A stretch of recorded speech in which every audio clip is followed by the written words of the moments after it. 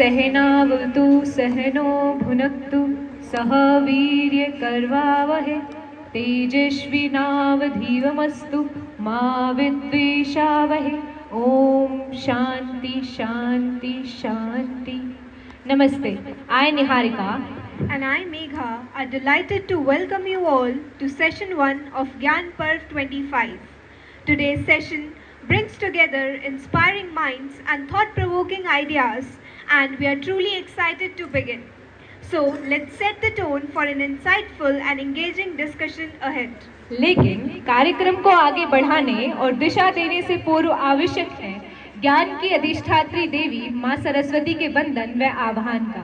अतः सभागार को एक सुरम्य धुन व ज्योति से भर देने और सरस्वती वंदना हेतु मंच पर आमंत्रित हैं शिवन्या जी, आकर्षी जी, प्रिया जी, शैली जी और प्राची जी। आप सभी से अनुरोध है कि सरस्वती वंदना हेतु आप अपने स्थान पर खड़े हो जाएं और माँ सरस्वती का वंदन कर सभागार में उनका आह्वान करें।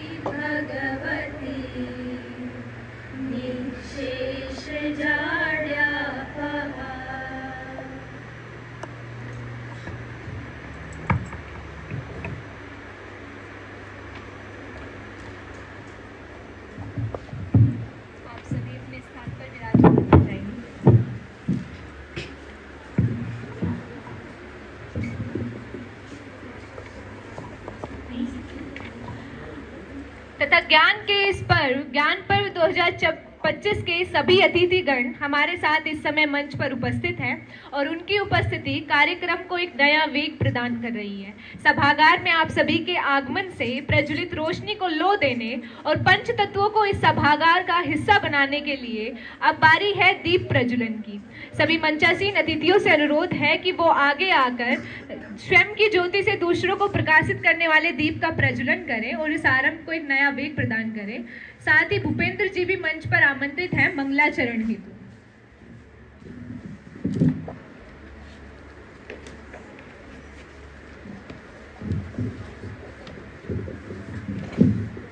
ओम श्री गणेशाय नमः। शुभं करोति कल्याणम् आरोग्यधनसम्पदा द्वेषबुद्धिविनाशाय दीपज्योतिर्नमोऽस्तुते। दीपज्योति परं ज्योति दीपज्योतिर्जनार्दनं दीपो हरतु मे पापं दीपज्योतिर्नमोऽस्तुते। ओम हरि ओम स्वस्ति न इंद्रो वृद्धश्रवा स्वस्ति नः पूषा विश्ववेदा स्वस्ति नस्तार्क्ष्यो अरिष्टनेमिः स्वस्ति नो बृहस्पतिर्दधातु द्यो शान्तिरन्तरिक्ष शान्ति पृथिवी शान्तिरापः शान्तिरोपद्यः शान्तिः सर्वं शान्ति शान्तिरेव शान्ति शामः शान्तिरेधि। ओम शान्ति शान्ति शान्ति।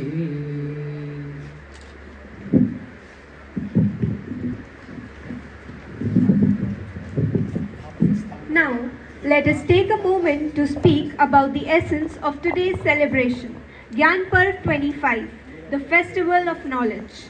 Gyan Parv, the annual program of Dakshi, is celebrated every year on Margashish Ekadashi.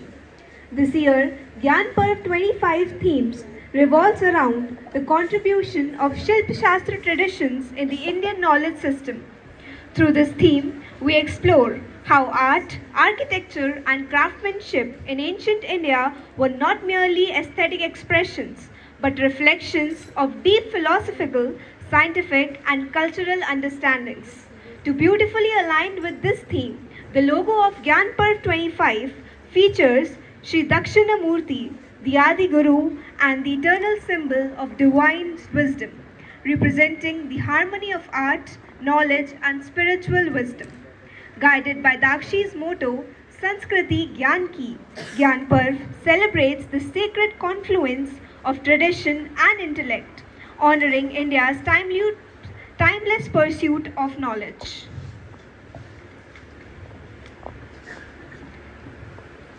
Dakshi, disclosing the ancient knowledge system and heritage of India, is a moment dedicated to reviving the ancient knowledge system of India. Rooted in its belief that there is nothing as pure as knowledge, Dakshi strives to rekindle the spirit of wisdom and inquiry that once shaped our civilization.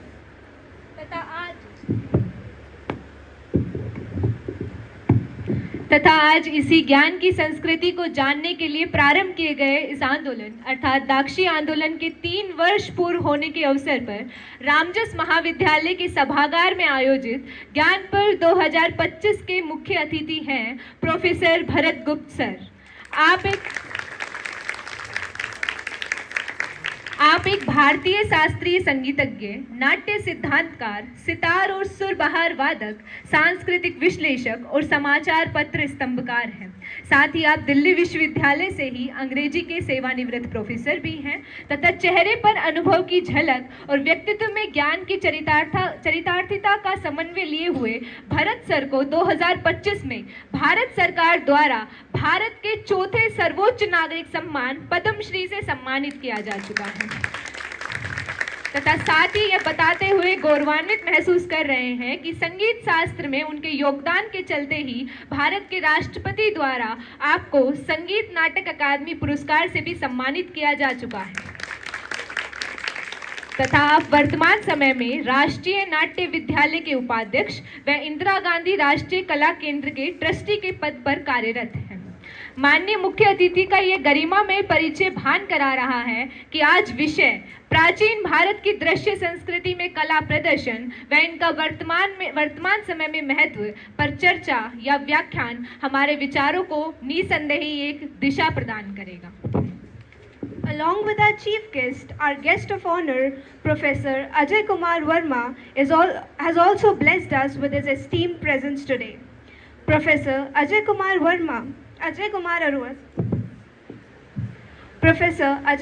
Arora serves as the current principal of Ramjas College, a prestigious constitute college of the University of Delhi. Ramjas College, established in 1917, is renowned for its academic excellence, holistic education, and vibrant campus life, offering undergraduates and postgraduate programs across arts, science, and commerce. Professor Arora's prior role as the Controller of Examinations at Delhi University underscores his extensive administrative expertise in higher education. We are delighted to have you with us. Sir का नेतृत्व रामजस महाविद्यालय को जो दिशा प्रदान कर रहा है वो उनके अनुभव की झलक उसमें दिखाता है तथा साथ ही साथ हमारे साथ मंच पर विराजमान है रामजस महाविद्यालय की उप प्राचार्य महोदया प्रोफेसर रुचिका वर्मा मैम का प्रशासनिक कार्यों में योगदान महाविद्यालय को अनुशासित व गरिमा में प्रतिष्ठा प्रदान करता है। वह मैम का मार्गदर्शन समय समय पर सभी छात्र छात्राओं को प्राप्त होता रहा है। साथ ही वे रामजस महाविद्यालय की ओर से IQAC की संयोजिका हैं और अध्यापन में उनका 25 वर्षों का अनुभव है तथा राष्ट्रीय और अंतर्राष्ट्रीय सम्मेलनों में भी अनेक बार हिस्सा लेने वाली रुचिका मैम आज हमारे साथ यहाँ उपस्थित है। हम आभारी हैं मैम आपके। एंड साथ में आज हमारे कार्यक्रम के सह संयोजक ललित कुमार सर भी हमारे साथ मंच पर उपस्थित हैं जो कि छात्र कल्याण समिति के संयोजक हैं और समाज सेवा में वो अपना योगदान लगातार देते रहते हैं। The next we have is our founder and director, Mr. Rakshit Kumar Bhadoria. He is a history scholar from the University of Delhi, an independent researcher and the author of 3 books, Shudra, Ek Divya Van, Kaanton Ke Vriksh, and his recent work Niyati. He is a passionate researcher, writer and poet. स्वागतम शुभ वंदनम शब्द पुष्पे रहा रामः श्रीमाताम अभिनंदनम। अर्थात शब्दों और वाणी से अतिथियों के स्वागत के बाद अब बारी है सम्मान परंपरा की। अतः हमारा माननीय प्राचार्य अजय सर से अनुरोध है कि सम्मान पूर्वक अंग वस्त्र और एक स्मृति चिन्ह भेंट कर आज हमारे कार्यक्रम के मुख्य अतिथि प्रोफेसर भरत गुप्त सर का सम्मान करें और दाक्षी के संयुक्त तत्वाधान में आयोजित इस ज्ञान पर्व की रोशनी में चमचान। सर आपका बहुत बहुत स्वागत है। सभी से अनुरोध है कि तालियां बजाकर सर का स्वागत करें।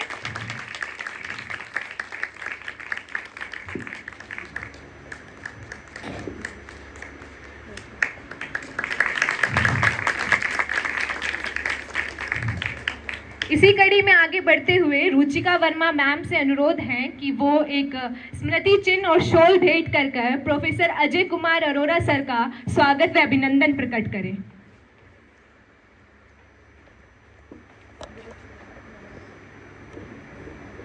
केवल स्मृति चिन्ह।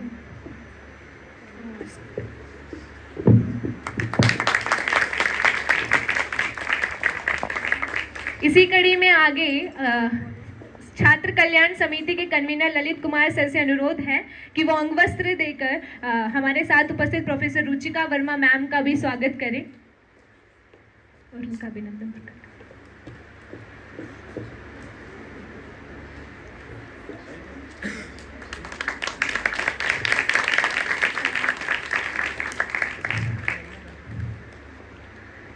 अभी दाक्षी के निर्देशक अक्षित कुमार भदौरिया भैया से अनुरोध है कि वे भी अंगवस्त्र देकर ललित सर का बहुत बहुत स्वागत करें और उनका धन्यवाद प्रकट करें।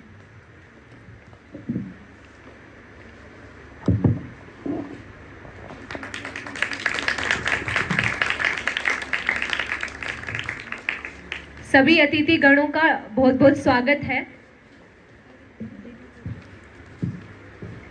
After this respectful and beautiful felicitation tradition of our Gyan Parampara, now I would like to warmly invite our director, Mr. Rakshit Kumar Bhadoria, to grace the stage and share his words of wisdom to welcome our esteemed guest on the day and for making a perfect beginning of today's event.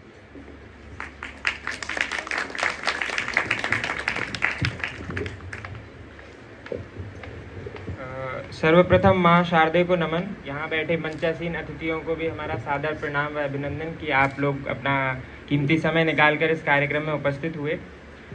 जैसा कि आप सभी को पता है कि हम दाक्षी का ज्ञान पर्व उत्सव मना रहे हैं, तो उसी के कि हम पूरी साल क्या कार्य किए और कैसे दाक्षी कार्य करता है या क्या उसका उद्देश्य है, वो मैं आप सभी के सामने रखने का प्रयास करूँगा। दाक्षी प्राचीन भारतीय ज्ञान परंपरा को जन जन तक पहुँचाने का प्रयास करता है। एक आंदोलन जो आज से 3 वर्ष पूर्व 2022 व विक्रम संवत 2079 में शुरू हुआ। यूं तो इस आंदोलन के शुरू करने के पीछे का विचार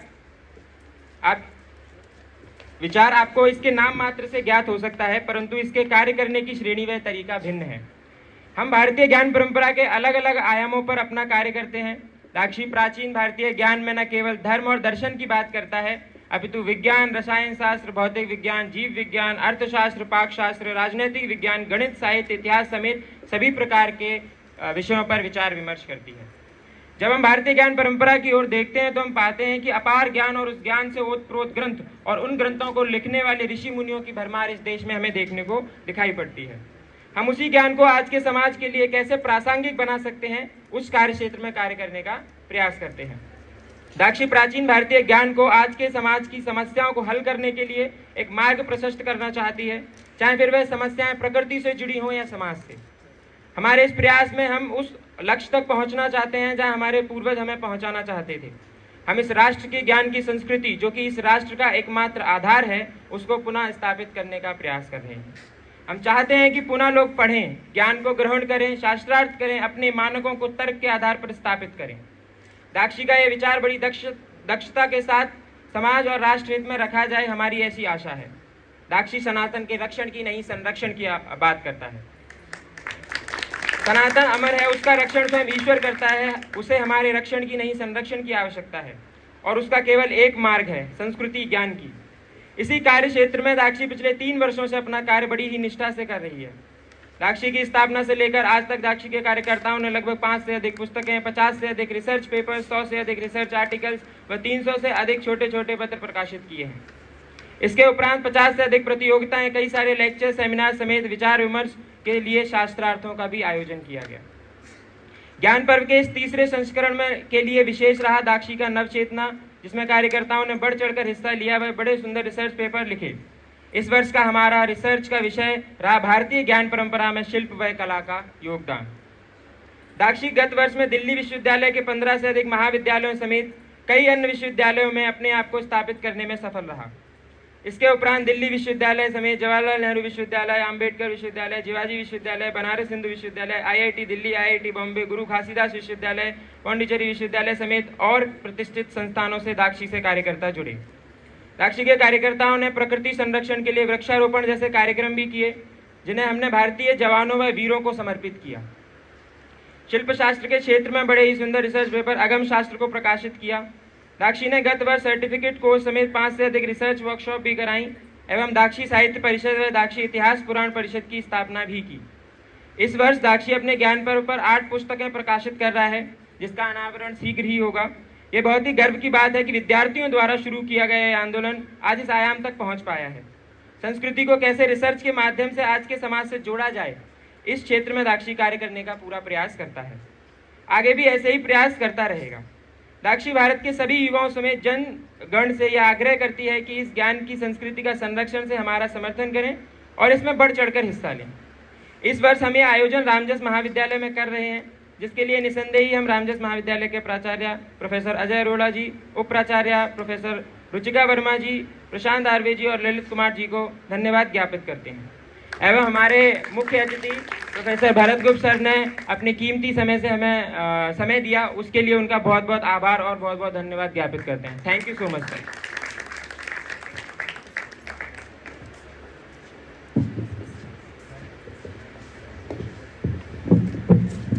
Thank you, Akshit ji. Now, to welcome our chief guest, on behalf of Ramjas College, I would like to invite the Vice Principal of Ramjas College, Professor Ruchika Verma ma'am, to please extend a welcome note.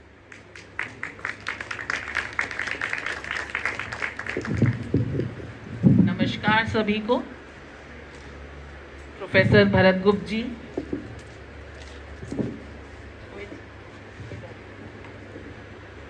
Professor Ajay Arora ji, कन्वीनर्स Prashant ji, Lalit ji, distinguished guests, dear students, on behalf of Ramjas College, it gives me immense pleasure to welcome you all on this event Dakshi. Dakshi is disclosing the ancient knowledge system and heritage of India. Students, this is not just an event. It is a vision with a mission. It reminds us of the priceless legacy that our nation carries. A legacy of profound wisdom, science, art and culture that shaped the world long before the modern era. So students, I request you that through this Dakshi platform, try to reconnect with those roots, to rediscover the timeless knowledge that India has given to humanity. India has been a cradle of knowledge, from the Vedas to the discoveries in mathematics, astronomy, medicine, architecture, philosophy. These types of events provide a meaningful platform to study, to interpret and apply those ancient ideas in this world in different ways. So I request all of you that you should always remember that heritage is not about just the past. It is the living tradition. Living tradition meaning thereby कि हमें आदत, see, we should live in it. So what is our duty, students, as an educators, as learners, is to preserve it, understand it deeply, and innovate upon it for a better future. So I congratulate all of you for organizing these kinds of events, but उसके साथ साथ मैं ये भी request करूँगी, be honest. It is not only that holding a program, arranging all these things, but inculcating all values, Indian values, promoting Indian things, that's important. So I congratulate all of you for having this seminar, and I request all of you to participate, have discussions, use this platform to get connected to your roots, and I wish this program a great success. Thank you so much.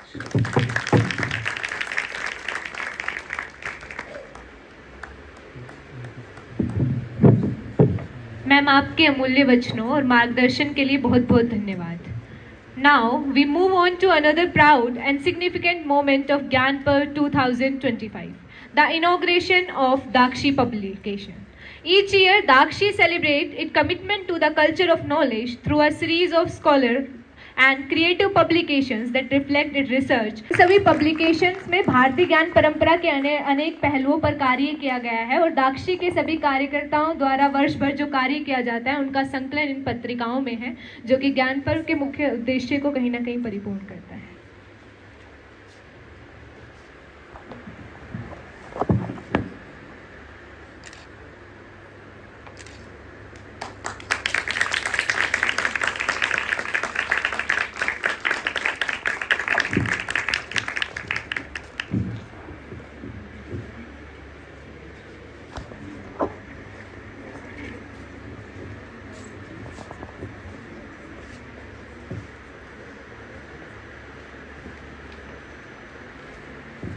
Now, we move to the much-awaited address by our chief guest, Padma Shri Professor Bharat Gupta Sir.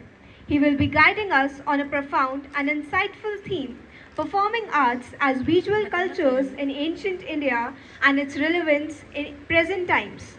This topic beautifully bridges the wisdom of our ancient artistic traditions with their significance in contemporary world, highlighting how performance, expression and culture continues to shape our understanding of the society. We warmly welcome Professor Bharat Gupta Sir to share his enlightening word with us.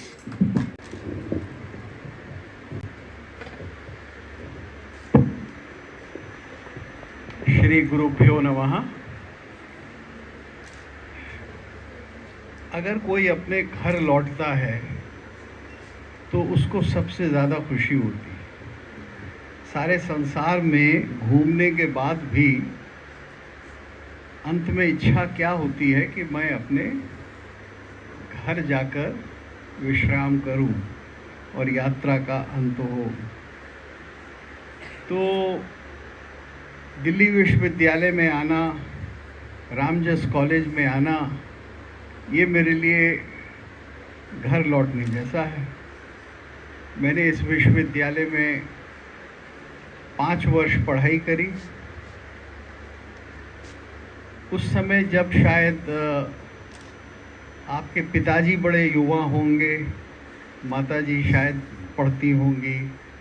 सन 64 से सन के बाद 72 से 2011 तक 40 वर्ष करीब करीब मैंने यहाँ पढ़ाया.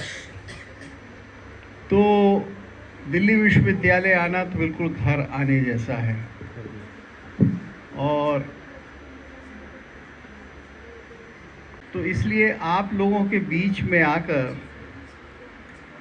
बिल्कुल ये लग रहा है कि आज कुछ मैं आपसे अपने दिल की बात कर सकूंगा. जो बहुत पीछे है ना बेटा, आगे आ जाओ, इधर आ जाओ. ये जो बिल्कुल पीछे बैठी हैं, हाँ आप लोग आगे आ जाइए. अच्छा रहेगा, नज़दीक आकर बातचीत हो जाएगी।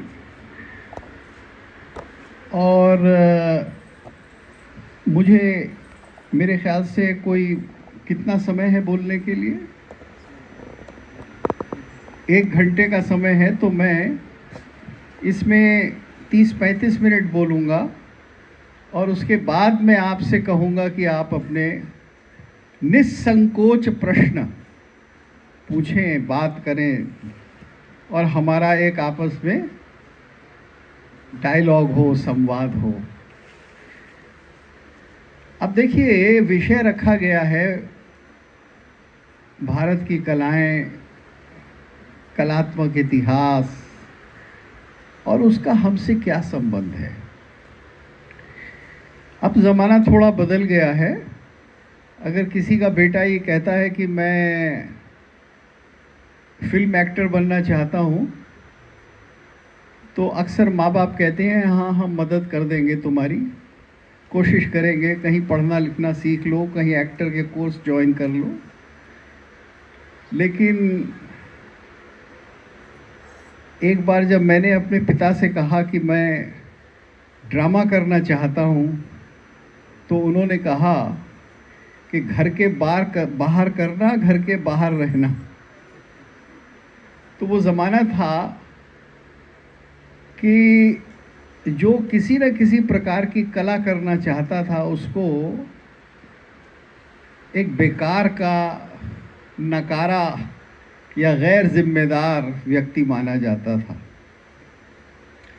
बड़ी अच्छी बात है, भारत हमारा बदल गया है और आज बहुत सारे कैरियर्स भी हैं। परफॉर्मिंग आर्ट कहें या आर्ट कहें या कला से संबंधित चीज़ें कहें या परफॉर्मेंस, या जहाँ कुछ किसी किस्म की सभा लगती हो, इवेंट होता हो, जिसको अंग्रेज़ी में आप कहते हैं ना। तो मैं देख रहा हूँ पिछले 8-10 साल से इवेंट मैनेजमेंट एक कैरियर है और उसमें बहुत से यंग लोग जाते हैं। जब 10 साल पहले मेरे ही एक छात्रा ने बात की, यानी विश्वविद्यालय में जब मैं रिटायर होने ही वाला था, 10-12 नहीं, अब तो 15 साल हो गए, हाँ, तो मेरी खुद समझ में नहीं आया कि ये कोई ऐसी चीज़ है कि जो कैरियर बन सकती है, क्योंकि 15 वर्ष पहले ऐसा नहीं था। लेकिन अब 5-6 वर्षों से तो ये बहुत अच्छा कैरियर, और इसके लिए शायद कोई कोर्स, अभी स्पेसिफिक कोर्स नहीं खुला है, लेकिन कई चीज़ें अगर आपने की हैं तो आप इवेंट मैनेजमेंट कर सकते हैं। और अब तो हमारे बहुत सारे राजनेताओं को भी समझ में आ गया कि इलेक्शन लड़ने का मतलब है इवेंट मैनेजमेंट करना। अगर वो जीत गए तो इवेंट सक्सेसफुल हुआ, और हार गए तो इवेंट फेल हो गया। और अगर इवेंट फेल हो गया तो हम किसी दूसरे को दोष दे सकते हैं, जैसा आज दोपहर को बहुत सारे लोग इलेक्शन कमीशन को दोष देंगे, राइट। तो ये इवेंट से बात करते हैं। परफॉर्मिंग आर्ट्स पर हम बाद में आएंगे, इंडियन नॉलेज सिस्टम पर हम बाद में आएंगे, लेकिन सबसे पहले इवेंट से बात करते हैं। अब ये देखिए, इवेंट क्या होता है आजकल, जहाँ लोग इकट्ठे हुए एक अच्छे पर्पस से, खाना पीना, मिलना जुलना, डांस करना, गिद्दा पाना है पंजाब में जैसे कहते हैं आपके, तो कहीं ना कहीं कुछ अच्छा हो, लोगों का एक दूसरे से संवाद हो, ये इवेंट है। लेकिन ये तो एक बहुत मामूली सी चीज़ है इवेंट की। इवेंट का एक पर्पस होता है। जैसे आज एक इवेंट है जिसमें ऐसा माना जा रहा है कि मैं आपको कुछ बहुत महत्व की बात बताऊंगा, है ना। या शादी एक पर्पस होता है किसी इवेंट का, या कोई बहुत बड़ा कार्यक्रम राजनेता लोग रखते हैं, पार्टी का इवेंट होता है, तो उसके अंदर सबसे प्रमुख बात क्या है उस इवेंट में? अगर वो एक सीरियस इवेंट है, मतलब उसका कोई परिणाम है, तो उस इवेंट का मतलब ये होता है कि उसके शुरू होने से लेकर अंत तक हमारी प्रतिबद्धता बदल जाती है। जैसे एक लड़का या लड़की की शादी है, तो विवाह का संस्कार तो होता है, यानी जितने भी कन्यादान और फिर क्या कहते हैं, परस्पर दर्शन और लगन और फिर फेरे वगैरह, ये सारी चीज़ तो होती हैं। लेकिन जब वो संस्कार हो चुकता है तब वो पति पत्नी हो जाते, उससे पहले नहीं होते। तो हर इवेंट एक प्रतिबद्धता है, एक प्रॉमिस है। आप किसी न किसी तरह से कुछ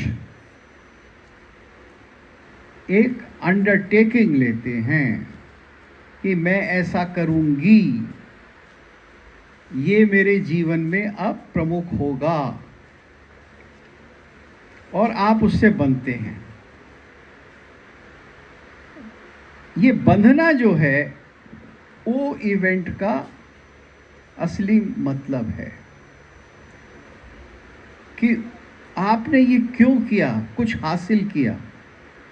तो जितने इवेंट होते वो सोशल होते, वो प्राइवेट नहीं होते। एक कमरे में बैठकर 2 लोग बात कर लें या 4 लोग 5 लोग बात कर लें तो वो इवेंट नहीं है। वो उनकी एक बड़ी अच्छी आपस की बातचीत, एक संवाद, ऐसा कुछ हो सकता है। वो उसमें प्रॉमिस भी कर दें, कुछ भी कह दें, लेकिन जब पब्लिक है, वो जहाँ पब्लिक के सामने, समाज के सामने आपने ये कहा कि ऐसा मेरी प्रतिबद्धता है, और आपने जो करना था जब सबके सामने वो किया, तब वो एक इवेंट आज की भाषा में, और पुरानी भाषा में हम उसको एक संस्कार कहते हैं। बच्चे का नाम रखते, तो एक अच्छा सा नाम आपने रख दिया, और नाम जो है वो फैशन के हिसाब से रखे जाते हैं। अब जो नाम रख दिया गया तो फिर बाद में आप ये नहीं कह सकते इसका ये नाम नहीं, वो लाइफ लॉन्ग हो जाता है। तो देखिए, जहाँ एक सामाजिक कमिटमेंट है वो किसी एक की जिंदगी को बदल रहा है। अब मैंने आपको ये बड़े सिंपल एग्जाम्पल्स दिए इवेंट के, सभा के, एक सम्मेलन के, गैदरिंग के, और मैंने आपको कुछ स्पेसिफिक एग्जाम्पल्स भी दिए जैसे संस्कार के। और संस्कार जो हैं वो जिंदगी की एक अवस्था के हिसाब से होते हैं। बच्चा पैदा होता है तो उसके शुरू के संस्कार होते हैं, जातक इत्यादि कहलाते थे। आपको अब नाम वगैरह नहीं पता होगा, नामकरण आपको पता होगा, वरना पहले 16 संस्कार हुआ करते थे, यानी जन्म से लेकर मृत्यु तक, अंत्येष्टि तक। तो वो क्या थे, वो हर स्टेज को मार्क करते थे। जन्म हुआ है, जन्म के बाद नामकरण हुआ है, फिर बच्चा जैसे आज स्कूल जाता है तो ऐसे ही उपनयन होता था, स्कूल जाना है, शिक्षा प्राप्त करना है, शिक्षा प्राप्त करके विवाह है, खाना कमाना है, उसके बाद कुछ आपको कुछ प्रसिद्धि मिली या आपने समाज के लिए कुछ किया, और फिर अंत में जय जय Sitaram, which is also very essential. और ये सारे संस्कार दूसरे करते हैं, आप केवल अपने आप नहीं करते। बच्चे से लेकर बूढ़े तक, यानी इस संसार को छोड़ने तक दूसरे ही ये सारे संस्कार करते हैं। अब इस पैटर्न को आपने समझ लिया, अब इसी चीज़ को आप देख लीजिए। ये सारी की सारी चीज़ जब स्टेज पर होती है और किसी व्यक्ति विशेष की नहीं होती, एक कैरेक्टर की होती है और उसकी कहानी होती है, तो वो नाटक हो जाता है। ऐसा ही है ना? जब वो जीवन में हो रहा है, जब वो लाइफ में हो रहा है, तो उसके अंदर एक प्रतिबद्धता है। ये नाम रख दिया गया, नामकरण हो गया, अब बस ये नाम रहेगा, यही आप स्कूल में लिखवाएंगे, यही बाद में आपके चलेगा, इसी नाम से आप जाने जाएंगे, या इसी नाम से कभी आपके हथकड़ी लगेगी। आपका संबंध इसी से रहेगा, वो व्यक्तिगत है। लेकिन और ये सारी कहानी जीवन की जो घटती है एक व्यक्ति के साथ, वो कहानी जब स्टेज पर होती है और जो आप उसको देखते हैं, तो फिर वो कला, नाटक, थिएटर, फिल्म इत्यादि कहलाता है। तो उसमें फर्क, आपके जीवन में जो घटनाएं होती हैं वो अच्छी और बुरी हैं आपके लिए। आपको समझ में आया? क्योंकि आपका अनुभव है। आपका पड़ोसी मर गया, आपको किसी ने कहा, पत्नी ने कहा, सुनो जी, वो वर्मा जी जो हैं चले गए। तो या तो आप बड़े खुश होंगे क्योंकि वर्मा जी के आपको 5 लाख रुपए देने थे, अब आपको देने की ज़रूरत नहीं है, वर्मा जी तो चले गए। या आप बड़े दुखी होंगे क्योंकि वर्मा जी से आपको 5 लाख रुपए लेने थे। अगर आपको न लेने थे न देने थे तो आप कहेंगे चलो ठीक है, ओम शांति, you are then not concern. So what ever happens in life has a personal reaction. अच्छा लगता है या बुरा लगता है, हमें भय रहता है या आशा रहती है, सब कुछ बड़ा पर्सनल होता है। लेकिन जब वो चीज़ आप स्टेज पर देखते हैं तो वो बहुत ही इम्पर्सनल हो जाती है, और इम्पर्सनल हो जाती है तब उसमें एक ख़ास आपको आनंद आता है। और लाइफ में जो दुख है वो आप जो कभी नहीं चाहते, वो स्टेज पर आप देखते हैं तो आपको उसमें भी बड़ा अच्छा लगता है। आप कारुणिक दृश्य स्टेज पर देखने जाते हैं, पैथेटिक सीन्स बड़े टचिंग हों, रुला दें, जी हल्का हो जाता है आपका। ऐसा होता है, नहीं होता? तभी तो आप फिल्म देखने जाते हैं, या आप उसको देखने जाते हैं, या ऐसी चीज़ें देखने जाते हैं जो आपको पता है कि अनरियल हैं, लेकिन आपको वो बहुत अच्छी लगती है।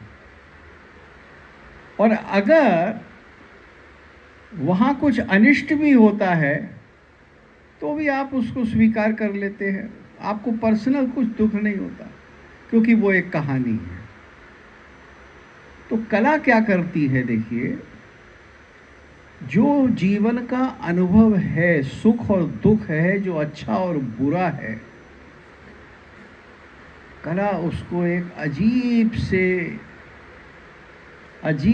से रस में बदल देती, वो आपको अच्छा लगता है। वो कहानी आपको बहुत पसंद आती है, जीवन में वो चीज़ आपको पसंद नहीं आएगी।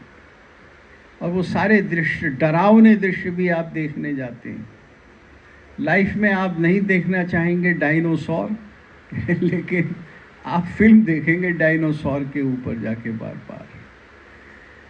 तो ये है फर्क एक रियल इवेंट में और एक कलात्मक इवेंट।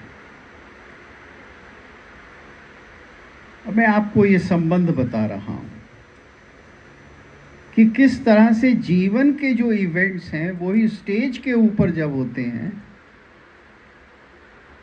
या पेंटिंग में आप उन्हें देखते हैं या संगीत में आप उनको सुनते हैं।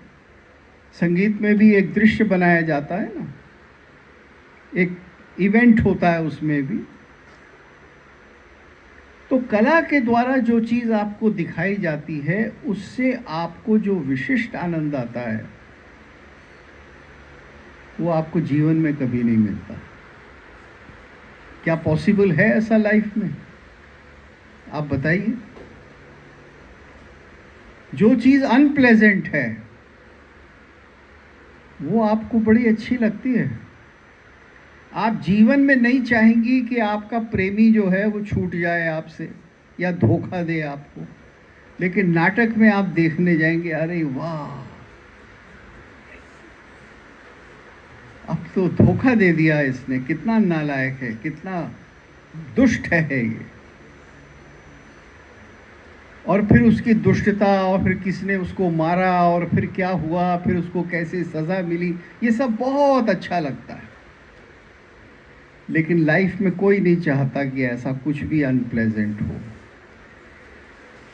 तो कला जो है वो हमारे जीवन को रसमय बना देती है एक कलात्मक प्रस्तुति के द्वारा, एक क्रिएशन के द्वारा। अब एक दूसरा सवाल मैं पूछता हूँ, क्या ये सिर्फ इसलिए है कि आपको थोड़े से समय के लिए प्लेजर मिल रहा है, रस मिल रहा है, या इसका कोई डीपर पर्पस भी? क्या इससे सिर्फ इतना ही मिलता है? अब कैसे जाने हम कि इसका कुछ अच्छा असर भी होता है, और अगर अच्छा असर होता है तो किस तरह का होता है? तो वो आपको जब पता लगेगा जब आप कुछ ऐसे काव्य पढ़ेंगे, ऐसे नाटक देखेंगे, ऐसी कथाएं सुनेंगे जो बहुत पुरानी हैं, जो शायद कई सौ साल से लोग सुनते आ रहे हैं, देखते आ रहे हैं। तो जब आप उन कथाओं को देखेंगे और वो बड़े बड़े जो उसमें कैरेक्टर्स हैं उसके बारे में आप कुछ जानेंगे, उनको ज़रा समझेंगे, तो वो एक आपके सामने एग्जाम्पल ऑफ लाइफ हो जाता है। वो फिर ऐसा नहीं रहता कि बस उस कहानी को मैंने सुना और वक्त अच्छा गुजर गया। वो फिर एक ऐसा एग्जाम्पल होता है कि जिससे आप रिलेट करते हैं, क्योंकि लाइफ में तो जो बड़े बड़े प्रश्न हैं वो निरंतर हर एक के सामने रहते हैं। आपको अक्सर लगता है अरे मेरे साथ ही क्यों, मेरी जेब ही क्यों कट रही थी यार, इतने सारे लोग थे बस के अंदर, उसने मेरी ही क्यों काटी भाई, ज़्यादा पैसे भी नहीं निकले, वो फलानी की जेब काटता तो उसमें उससे 10 गुने पैसे थे, मेरे साथ ऐसा क्यों हुआ? Why am I hunted out by destiny to suffer this way? तो जेब कटना तो मामूली चीज़ है, लेकिन कभी कभी बहुत बड़े आघात भी होते हैं। You may lose a parent, ठीक है, You may lose a home। तो इस तरह की घटनाएं भी, तब भी आप ये सवाल पूछते हैं कि मेरे साथ ये क्यों हुआ। वो जो पड़ोस में रहता है वो तो बड़ा दुष्ट है, सुबह से रात तक रिश्वत लेता है और फल रहा है, फूल रहा है, उसका कुछ नहीं हुआ, और मैं ईमानदारी की ज़िंदगी जीता हूँ और मेरे साथ ये हो गया। अब ऐसा होता है ना, तो जब ये होगा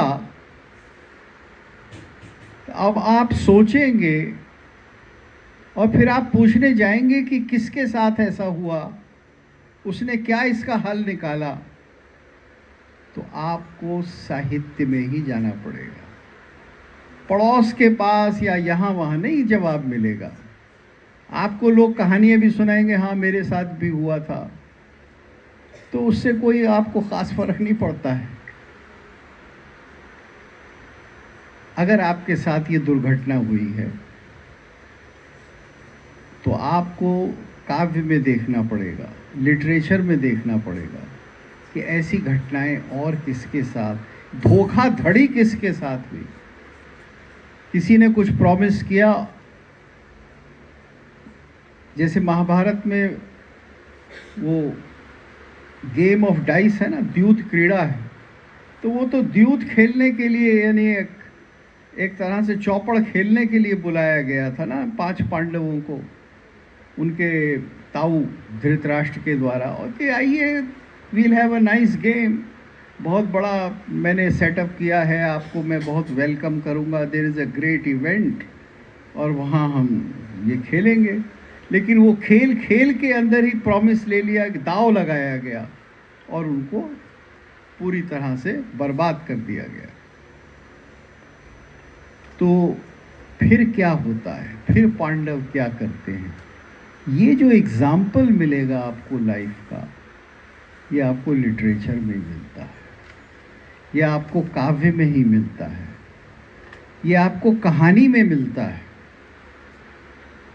ये एग्जाम्पल नहीं मिलेगा लाइफ में, क्योंकि लाइफ में एग्जाम्पल बड़े पर्टिकुलर होते हैं और आप खोजने भी कहाँ जाएंगे कि किसके साथ क्या हुआ।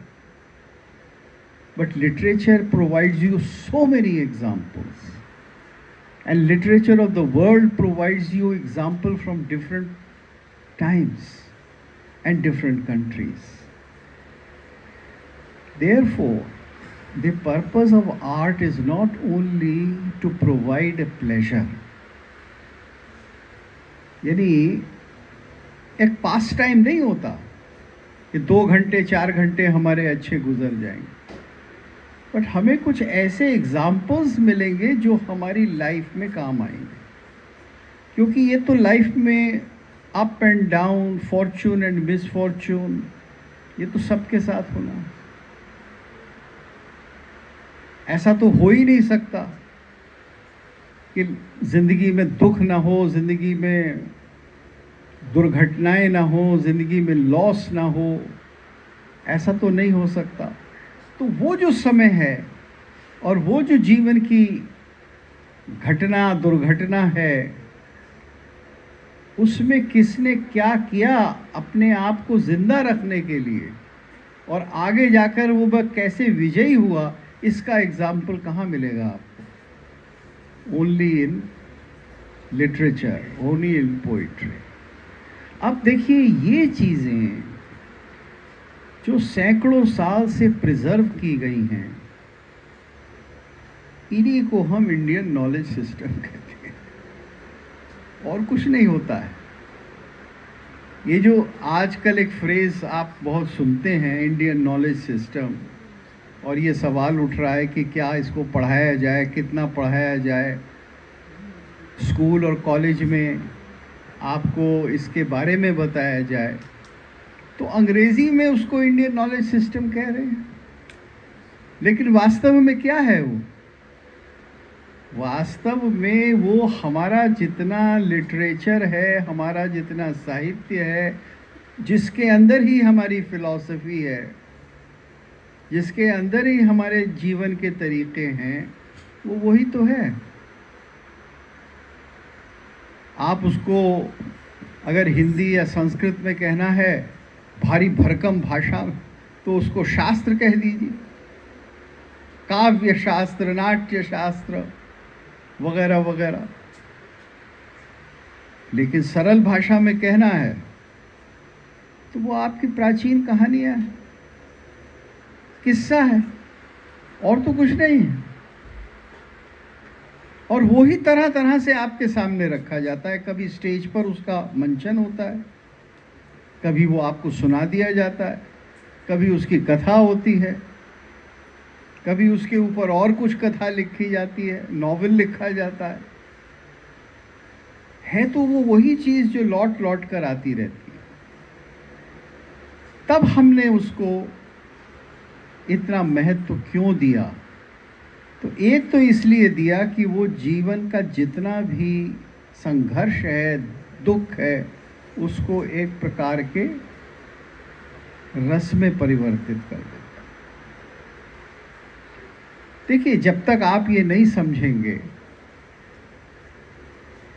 कि जीवन के संघर्ष को स्वीकार करके और समर्थ रूप में जीने के अलावा और कोई चारा नहीं, तब तक आप लाइफ में कॉन्फिडेंट कैसे रहोगे? बोलो, नहीं रहोगे ना। आप किसी पे डिपेंडेंट हो जाओ, आप जाकर सवाल पूछते रहोगे, आप ज्योतिषी के पास चले जाओ, लोग आपको मिसगाइड करेंगे, अपनी थिंकिंग आप में नहीं होगी। अगर आपको अपनी थिंकिंग डेवलप करनी है तो फिर यही एक तरीका है। इन्हीं को लोग कह देते हैं कि ये एंशिएंट फिलॉसफी। जब ये सवाल उठता है कि ऐसा मेरे ही साथ क्यों हो रहा है, तब फिर ये सवाल भी उठता है कि जिसने ये दुनिया बनाई है उसने मेरे साथ ऐसा क्यों किया। फिर ये सवाल उठेगा कि उसने दुनिया ऐसी क्यों बनाई है। तो इतने सारे फिल्मी गानों में भी वही बात आ जाती है और कविता में भी वही बात आ जाती है। लेकिन वो सवाल बड़ा सीरियस है। अगर आप ये सवाल करने लगते हैं ये दुनिया क्यों बनी, कैसे बनी, किसने बनाई, बनाई भी किसी ने या किसी ने नहीं बनाई, तो वो डिपार्टमेंट ऑफ फिलॉसफी हो गया। और वो बनाई तो वो बिहेव कैसे करती है, तो वो डिपार्टमेंट ऑफ फिजिक्स हो गया कि भाई वाटर ये है और इसकी केमिकल और फिजिकल प्रॉपर्टीज ये हैं। तो जितना भी नॉलेज का सिस्टम है वो ऑब्जर्वेशन ऑफ लाइफ से बनता है और उसके अलग अलग डिसिप्लिन बनते हैं। वो अलग अलग डिसिप्लिन हमारे यहाँ बहुत प्राचीन काल से रहे हैं और उन्हीं को हम इंडियन नॉलेज सिस्टम कहते हैं। उन्हीं को हम शास्त्र कह देते हैं। ऐसा नहीं है कि शास्त्र का मतलब है वो चीज़ जो बहुत पहले होती थी अब वो बहुत पुरानी हो गई, अरे क्या करेंगे उसके बारे में जानकर। वो शास्त्र शब्द संस्कृत का है लेकिन वो वास्तव में एक डिसिप्लिन है। तो जैसे मॉडर्न डिसिप्लिन फिजिक्स का होता है, ऐसे ही उस समय में तरह तरह के शास्त्र थे। भूगोल शास्त्र पहले भी था, ज्योतिष शास्त्र, उसको ज्योतिष कहते थे पहले, आज जिसको आप भूगोल शास्त्र या ज्योग्राफी कह रहे हैं। इंडियन नॉलेज सिस्टम कोई डरावनी या नई चीज़ नहीं, ये सिर्फ वो चीज़ है जो भारत के अंदर अलग अलग विषयों में इनकलकेट की गई है और साइंसेस और आर्ट्स टोटली जिनके अंदर बनाई गई, वो इंडियन नॉलेज सिस्टम। अब सवाल उठता है कि आप उसको आज क्यों स्टडी करें। जब आपके पास मॉडर्न फिज़िक्स है तो आप एंशिएंट इंडियन फिज़िक्स क्यों स्टडी करें। या आपके पास मॉडर्न लिटरेचर है, आधुनिक काव्य है, आधुनिक फिल्में हैं, आधुनिक कहानियाँ हैं, भाषाएं हैं, तो आप संस्कृत क्यों पढ़ें भाई, या प्राकृत क्यों पढ़ें। या चलो ये तो बहुत पुरानी बात हो गई, 400 साल पहले तुलसीदास जी की भाषा जो शायद आप कोई अब नहीं समझते होंगे, अब अवधि तो कोई नहीं समझता होगा, जो अवध में रहते हैं आप उनको भी शायद नहीं समझ में आती होगी, तो आप तुलसीदास की रामायण 400 साल पुरानी भी नहीं समझ पाते होंगे, तो आपको थोड़ा प्रयास करना पड़ेगा। तो प्रश्न ये उठता है कि फिर क्यों करूं मैं, इसके पीछे मैं क्यों जाऊं। इसमें ऐसी क्या बात है? तो जवाब आपको फिर बार बार वही मिलेगा कि अगर ये किताब 400 साल से ज़िंदा है तो इसमें कुछ बात तो होगी कि लोग 400 साल से इसको रख रहे हैं अपने पास। ये तो मैंने आपको एग्जाम्पल भारत से दे दिया, तुलसीदास का। आप पश्चिम से भी ले सकते हैं। You can take Shakespeare for instance. Shakespeare भी 450 साल पुराना है, लगभग 500 साल पुराना। तो कुछ तो होगा कि लोगों ने उसको 500 साल से रखा हुआ है और बार बार उसको पढ़ रहे हैं और उसके ऊपर फिल्में भी बना रहे हैं। रोमियो एंड जूलियट फिल्म बनी, रोमांस बना, और उस कहानी को लेकर दोबारा लोग लिखते हैं। आधुनिक काल में अपना नॉवल बना देते हैं, कहानी बना देते हैं। तो फिर ये खोज शुरू होती है कि ऐसा क्या है क्लासिकल चीज़ में, क्लासिकल वर्ल्ड में, क्लासिकल लिटरेचर में जो हमारे काम का हो, चाहे वो 400 साल का हो, चाहे 4000 साल का हो। जैसे वेद है तो वो 4000 साल या 5000 साल का है। अब जब आप ये सोचने लगते हैं तब आपको ये बार बार पता लगेगा कि उसमें वही सवाल हैं जो आपके अपने सवाल हैं। मैंने आपको एक एग्जाम्पल दिया। अब जैसे एक कहानी से एग्जाम्पल देते हैं। आपने सबने कालिदास की कहानी शकुंतला सुनी तो होगी, फिल्म भी देखी होगी। कितने लोगों ने देखी? कितने लोगों ने पढ़ी है शकुंतला की कहानी? बस सिर्फ इतने ही लोगों ने। ये तो ज़रा देखकर प्रसन्नता नहीं हुई। ये तो भारत की अद्भुत कहानियों में से एक है। खैर, तो उस कहानी में क्या है? उस कहानी में एक राजा जाता है जंगल में शिकार खेलने, और वहाँ एक आश्रम है, वहाँ एक सुंदर सी कन्या से मुलाकात होती है। दोनों का आपस में रोमांस हो जाता है और दोनों उस ज़माने में जो परमिटेड था आपस में शादी कर लेते हैं। आपको पता है आजकल परमिटेड नहीं है। आजकल अगर आपको प्रेम विवाह करना है तो विटनेस चाहिए कि भाई मैं यहाँ कोर्ट में गई या मैंने जाकर लोग अपनी अर्जी दी और फिर जज ने कहा अच्छा आपकी मैरिज हो गई। लेकिन उस ज़माने में ये होता था कि तू मेरी पत्नी और मैं तेरा पति, हम दोनों एक दूसरे को स्वीकार करते हैं पति पत्नी के रूप में, और वो गांधर्व विवाह कहलाता था और वो लीगल विवाह होता था। फिर ये नहीं कह सकते थे नहीं शादी हुई ही नहीं। आप ये देखिए उस ज़माने में ये ऐसा होता था विदाउट विटनेस।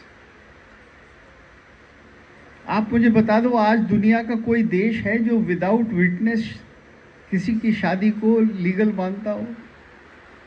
चाहे इस्लाम हो, चाहे क्रिश्चियनिटी हो, चाहे कोई दूसरे प्रकार का सामाजिक सेटअप हो, ट्राइबल सेटअप भी हो, कोई जंगल में रहने वाले लोग भी, दे ऑल है ऐसा कोई नहीं? आप हाथ उठा रही थी। ऐसी कोई सोसाइटी है जहाँ without witness, without any social supervision एक मैरिज को लीगल मान लिया जाए just because two people, boy and girl, are saying that we are married and we accept each other as husband and wife. मेरे पास तो कोई इसकी जानकारी नहीं है। आपके पास हो तो मुझे ईमेल लिखकर उसकी डिटेल दे देना, ठीक है? मेरी ईमेल इंटरनेट पे मिल जाएगी। तो उस ज़माने में ऐसा होता था, उसने ऐसा किया और उसके बाद वो अपने शहर को चला गया। और कुछ महीने बाद जब वो गई राजा के पास, वो राजा था, तो उसने मना कर दिया कि मैंने तो तुझे कभी देखा ही, मुझे तो याद ही नहीं। एकदम टोटली मना कर दिया। वो बेचारी बहुत दुखी होती है, फिर उसकी माता जो है वो उसको उठाकर किसी आश्रम में पहुंचा देती है। और कई वर्षों बाद राजा को याद आता है कि अरे अरे हाँ, मैंने तो गलती की, अब मुझे याद आया, मैंने तो शादी की थी। और फिर वो उसको खोजता हुआ जाता है और फिर वो उससे मिलता है। अब मुझको आप एक बताइए एक बात, ये कहानी क्या आज नहीं हो? क्या ये आउटडेटेड कहानी है? There are men like this all around the corner. There are innocent girls willing to believe all over even today, and they will be tomorrow. ऐसी पॉसिबिलिटी तो नहीं है ना कि अब सारे संसार की महिलाएं बड़ी चंट हो गई हैं। वो तो होंगी ही नहीं कभी चंट। और ऐसा भी नहीं है कि पुरुषों में दुष्ट नहीं होंगे। तो फिर मुझे बताइए कि ये कहानी नई है, पुरानी है, बहुत पुरानी है, आउटडेटेड है? तो ये कहानी जो लगभग 2000 साल पहले कालिदास ने लिखी, जिसका नाम प्रसिद्ध नाटक है अभिज्ञान शाकुंतलम, तो ये तो बड़ी आपको कंटेम्प्रेरी स्टोरी लगती है ना। अब मैंने आपको जो एग्जाम्पल दिया वो समझना मुश्किल तो नहीं है। और अगर कोई है यहाँ हाथ खड़ा कर दे, अगर कोई ये कहता नहीं अब ऐसा नहीं होता, हम तो आधुनिक हो गए हैं, हम बहुत ही रैशनल, बहुत ही लॉजिकल सिविलाइजेशन में रहते हैं, ऐसा कोई कहेगा क्या? No. So this is exactly the reason why you must visit the classics. जिनको हम क्लासिक्स कह देते हैं, जिनको हम शास्त्र कह देते हैं, जिनको हम प्राचीन इंडियन नॉलेज सिस्टम कह देते हैं, तो ये इंडियन नॉलेज सिस्टम कोई नई चीज़ नहीं है। ऐसा नहीं है कि यूनिवर्सिटी में आपको एक नया विषय पढ़ाया जा रहा है। बहुत सारे लोग कहते हैं अरे आपने तो दिल्ली यूनिवर्सिटी में इंडियन नॉलेज सिस्टम लागू करवा दिया है, ये मोदी की सरकार जो है ये तो बहुत क्या कहते हैं अत्याचार कर रही है, इंडियन नॉलेज सिस्टम लागू कर रही है। तो कोई नई चीज़ लागू कर रही है? ये कहानी तो 2500 साल 2000 साल पहले भी लिखी गई थी। अगर उसको पढ़ने के लिए कहा जा रहा है आपको, एक बड़ी कंटेम्पररी सिचुएशन के लिए, और किसी ने अगर उसी चीज़ को उस समय आपको बहुत ही ऑब्वियस करके लिख दिया, एक सुंदर उसमें से नाटक बना दिया, और वो नाटक दुनिया में सैकड़ों बार खेला गया, हजारों बार खेला गया है। जब से अभी दो तीन वर्ष पहले JNU में भी खेला था ना आप लोगों ने, इन लोगों ने भी किया था। तो वो कोई आउटडेटेड नॉलेज सिस्टम नहीं है, वो कोई एंशंट सिस्टम नहीं है, वो बड़ी कंटेम्पररी चीज़ है। ये सिर्फ हमारी नज़र का फेर है कि हम ऐसा सोचते हैं कि ये एक मेथड ऑफ स्टडी है जो पुराना था, जो एंशिएंट इंडियन जिसको हम कहेंगे, इसलिए वो कंटेम्पररी नहीं है। तो मैं आपको यही समझाने की कोशिश कर रहा हूँ कि जिसको हम क्लासिकल कहते हैं, शास्त्र कहते हैं, जिसको हम अपना प्राचीन हेरिटेज कहते हैं, वो मोस्ट कंटेम्प्रेरी होता है। क्योंकि अगर वो कंटेम्प्रेरी नहीं होता तो वो जिंदा नहीं रहता। कहानी तो लोगों ने सैकड़ों हजारों लिखी होंगी ना, कालिदास के समय में भी। आज वो तो सरवाइव नहीं करती, ये कहानी सरवाइव करती। महाभारत तो कई प्रकार से लिखा गया होगा, कई लोगों ने इस तरह की कहानियां लिखी होंगी, लेकिन वो सरवाइव करता है। शेक्सपियर के जो 36 नाटक हैं वो 450 पौने 500 साल भी बाद सरवाइव करते हैं। तो इंडियन नॉलेज सिस्टम कहें या हमारा हेरिटेज कहें, तो उसमें आपको बार बार वही चीज़ मिलेगी जो आपके लिए आज यूज़फुल है, which will help you find a solution to your own problems, questions, investigations today. ये मुझे आपको समझाना था. Now I will ask you to raise your hands and freely ask questions. क्यों साहब, ठीक है ना? That will be more interactive and you would enjoy it. हाँ, ये माइक नीचे दे दीजिए. तो ये वही जो बात आप कह रहे हैं,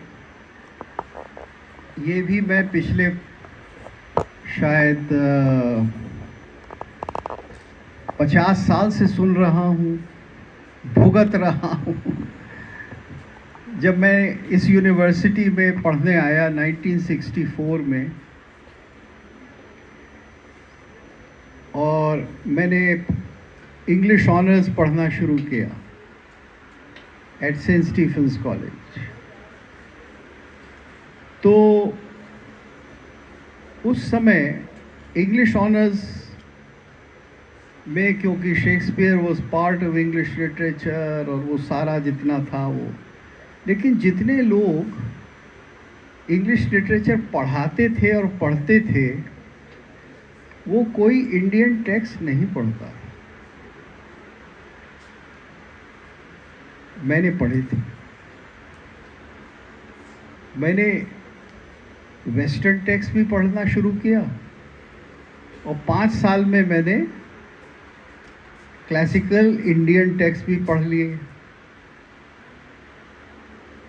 तो मैंने ये देखा कि ये जो रेस्ट्रिक्शन लगाई गई और हीन दृष्टि से जो देखा गया, ये उन लोगों के द्वारा देखा गया जो स्वयं में हीन थे. उन्होंने पढ़ा ही नहीं था. अब आपने पढ़ा नहीं है तो आप कहते हैं this is not worth it. लेकिन जब आप पढ़ेंगे, उसको देखेंगे, तो आप उसी कंक्लूजन पर आएंगे that it is worth it. The most important thing is to find out whether it is worth it or not. अब ये ऐसा इसलिए होता है क्योंकि हर समाज में नॉलेज को डिसेमिनेट करने का एक क्लास पैदा हो जाता है. हाँ, मेरी बात सुन लीजिए. हर समाज में एक क्लास पैदा होता है जो नॉलेज को डिसेमिनेट करता है, जो पढ़ाता है, औरों को सिखाता है, और जो क्वालिफाइड होता है और ये कहता है कि we are privilege to teach, we are qualified to teach, we are professionals.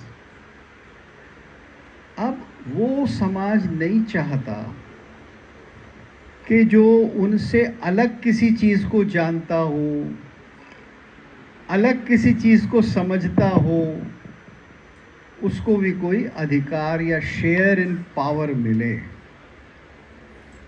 तो ये हर समाज में इस तरह से होता है. और भारतवर्ष में तो इसलिए हुआ कि ये जो हमारी यूनिवर्सिटीज़ हैं, जैसे दिल्ली यूनिवर्सिटी है, अब ये 1920 में अंग्रेज़ों के द्वारा बनाई गई. और ये जो कैंपस है, जहाँ आज वाइस चांसलर साहब का दफ्तर है यहाँ, तो ये जो ब्रिटिश वाइसरॉय था उस ज़माने में, क्योंकि ये नई दिल्ली नहीं बनी थी ना, ये जो आज रायसीना हिल पर प्रेसिडेंट पैलेस है, तो वाइसरॉय अंग्रेज़ों का यहाँ रहता था, जिसमें अब वाइस चांसलर साहब का दिल्ली के दफ्तर है, वो उसकी रेजिडेंस थी। तो बाद में उसको विश्वविद्यालय का कैंपस बना दिया गया सन 20 के थोड़े दिन बाद, और वो सिस्टम लागू किया गया।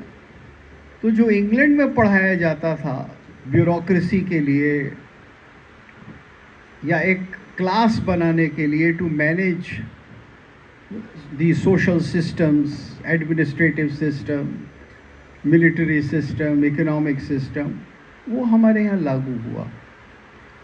तो क्योंकि वो रूलिंग क्लास था, उनकी सरकार थी, वो गवर्न कर रहे थे।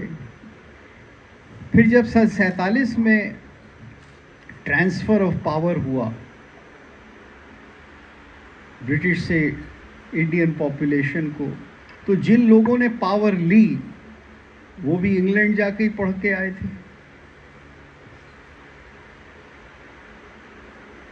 और उनको जो वैलिडेशन मिलता था वो भी इंग्लैंड वालों से ही मिलता था। तो जो नेहरूवियन पीरियड था हमारा, वो पूरा का पूरा एंग्लोफोनिक था। उसकी जितनी आस्थाएं थी वो सब अंग्रेजियत में थी। तो इसलिए वही सिलेबस आपको पढ़ाया गया, वही आपको सिखाया गया, उसको एलिवेट किया गया, और फिर उसको धीरे धीरे हटाकर जो अपना सिस्टम हज़ारों साल से रहा है उसको लाने का प्रयास चल रहा है, और आज हम उस प्रयास में लगे हुए हैं। तो सिविलाइजेशन तो हमारा प्रूवन सिविलाइजेशन है, जो बड़े शक्तिशाली राष्ट्र हैं जैसे यूनाइटेड स्टेट्स ऑफ अमेरिका या रशिया, इन सब का कितना इतिहास है? 700-800 साल। Russia is about 800 years, America is approximately 400 years. But the power they wield in terms of technology is superior, and hence in the power game we are not so high up, but civilizationally we are much higher, much older. And if we become conscious of that and use it, then we will be able to resist so many of the